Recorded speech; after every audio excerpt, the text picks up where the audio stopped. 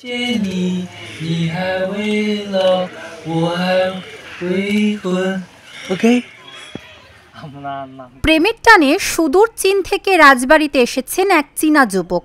বাংলাদেশি প্রেমিকা সেই তরুণীকে বিয়েও করেছেন। ঘটনাটি জানাজানি হতে এলাকায় ব্যাপক চাঞ্চল্যের সৃষ্টি হয়। প্রতিদিন অসংখ্য মানুষ এই নব দম্পতিকে এক নজর দেখতে ভিড় করছেন।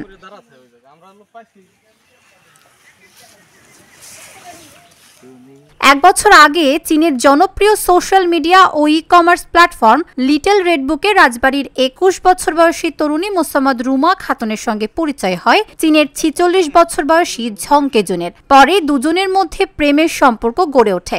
এসএসসি পাশ করার পর আর পড়ালেখা করেননি রুমা। এদিকে চীনের গুয়াংশি প্রদেশের লিউঝো শহরের বাসিন্দা ঝং কেজুন পেশায় চাকরিজীবী। উনি আসছে ২৮ তারিখে বাংলাদেশে, এরপর আমাদের বিয়ে হয়েছে।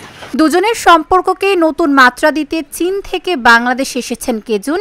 রাজবাড়িতে এসে রুমার পরিবারের সবাইকে রাজি করিয়ে দুজন বিয়ে করেছেন। গত ২ সেপ্টেম্বর রাজবাড়ী নোটারি পাবলিকের কার্যালয় থেকে বিয়ে করে রুমা ও কেজুন। বর্তমানে রুমার বাড়িতেই আছেন এই দম্পতি। আমি চাই না সাথে যদি বিয়ে না দাও তাহলে আমি কিন্তু টেনে কাটে মরো। তাই আমি ওর কলাম তুমি যদি টেনে কাটে মরো ধরো আমি লাশ আইনবে জানো কব না যে তুমি আমার মেয়ে, তোমার এই পাগলামি আমার পছন্দ হইতেছে। এখনো এলাকায় সেভাবে মানুষ জানে না, তবে দিন যত যাচ্ছে লোকজনের ভিড় বাড়ছে বললেন প্রতিবেশীরা। এখন মোবাইলে কি হয়েছে না হয়েছে সেটা তো আমাদের কাছে বলে নাই, আমরা জানি।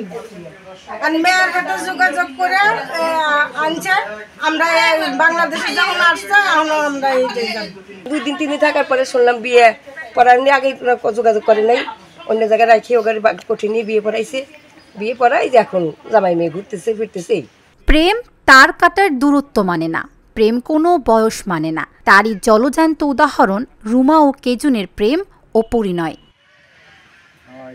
Dhaka journal, news desk.